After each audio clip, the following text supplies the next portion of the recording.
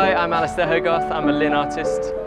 One of the things I really love about classical music, and I think it's one of the individual kind of traits of it in a sense, is that it's music that is often being recreated.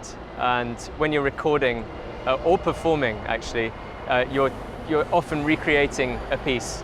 That I think differs from pop music in the sense that if you buy a new album by Adele or if you buy a new Coldplay album, the way you listen to it is going to probably be slightly different in that you're going to be listening to it with the excitement of new material. I think classical is slightly different in that some of the time you're going to be listening to pieces and buying recordings of pieces that you've heard millions of times. So if it's like Beethoven Moonlight Sonata or if it's Chopin, it might be pieces that have been recorded hundreds of times. That I think means that you perhaps listen in a slightly different way. I think there's much more emphasis on like tiny nuances in the music that might differ between performances. That's the thing that makes those performances special. It's the tiny microscopic things you do with timing and with dynamics and phrasing and just the way you articulate the music.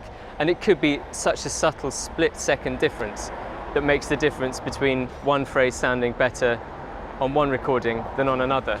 I think what's really important in classical music is the sort of sum of all these tiny individual nuances that you do in a performance. And it's the kind of combination of them that makes for an incredible performance. And I think whatever you listen to your classical music on, the better the sound equipment, you're much more likely to pick up those tiny little nuances.